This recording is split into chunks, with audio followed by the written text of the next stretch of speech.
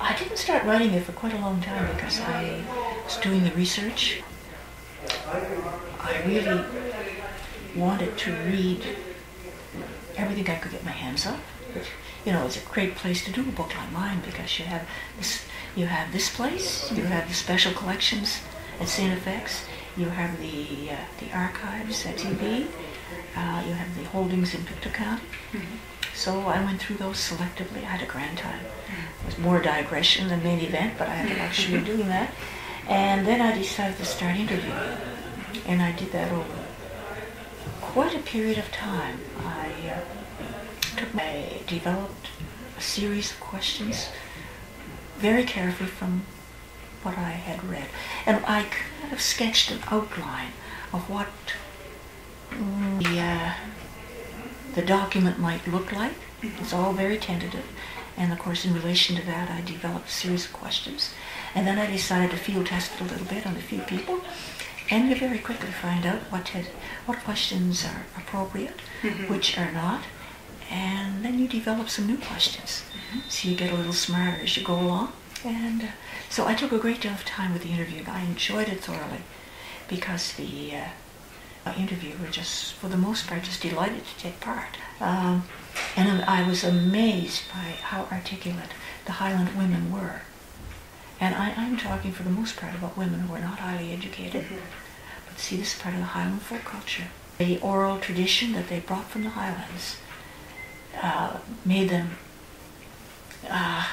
their language skills, I would say, quite superior, coming, and that continued in this area.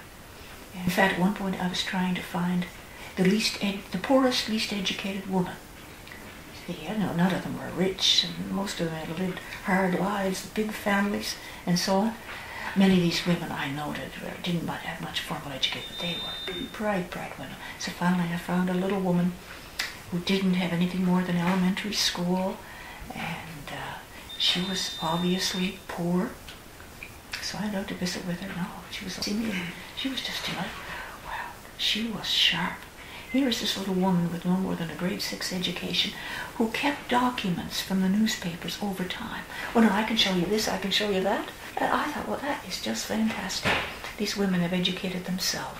And so that was a wonderful experience. So that they could digress, and sometimes there would be very fruitful stuff in the digression, and could lead to further questions which I could pursue. Some of the questions, would be pursued selectively. For example, if you want to talk to women about their Presbyterian faith, you had a limited population. Or if you wanted to interview married women, or you wanted to interview single women, or widows, or women who had worked outside the home. And so you had all these categories. How did you find these women, Teresa? Well, I knew the county.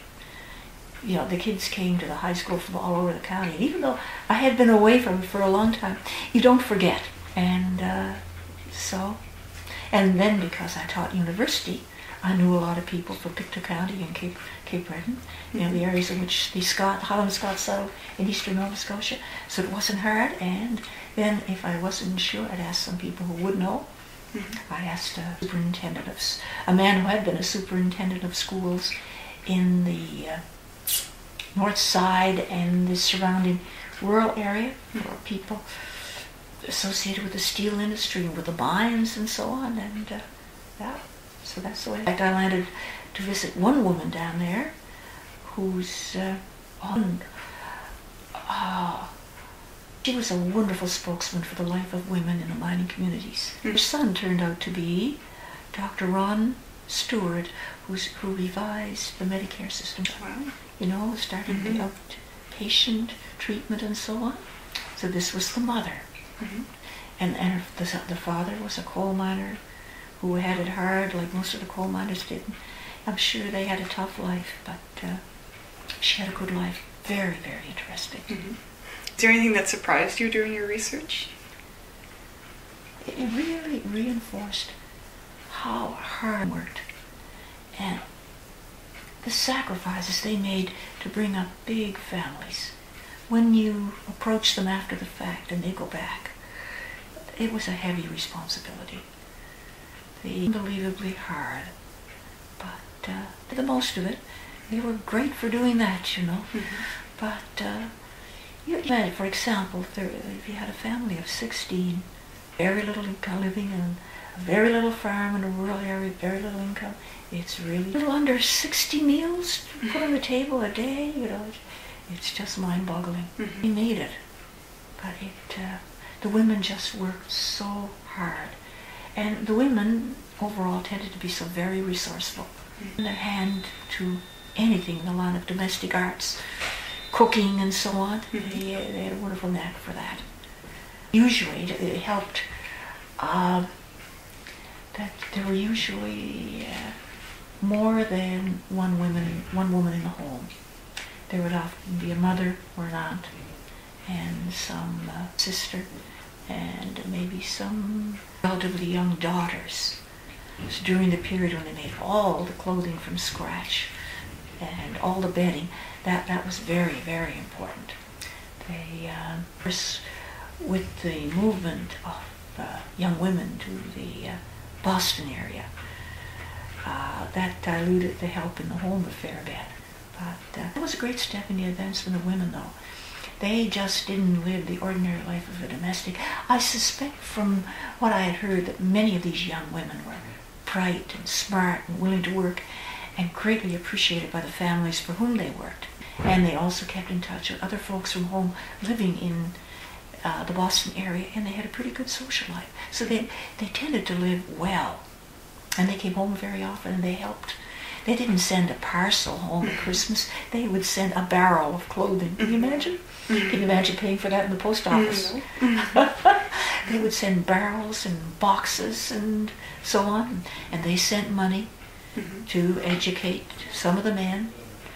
To go, in some cases, go to universities they couldn't get into, you know. So they sent money to educate men for the priesthood, in the case of Presbyterian women, money to help in the education of ministers. They're very social. They had tremendous social conscience. I think when I went to St. FX, the Antigonish movement formed our philosophy. Growing out of the notion of social justice, which permeates Christianity and which was reflected in the work of the Cody Institute and indeed with the Dr. work of others in helping in the primary industries to organize, to help get a better price and so on. We were very much formed by that philosophy, I think. We couldn't go wrong with that. I read, you think of Brian Mulrooney and the troubles he got into along the way, but when you read his autobiography, you sense it. You see the tremendous social conscience he had. There was no question about that, and that would have informed. So I think that was up. Now that has been, in the me generation that came along after a while, that got pushed into the background. But I think now we're back to St. FX for a period of time now is community service and experience in third world communities and so on. And I think this is wonderful.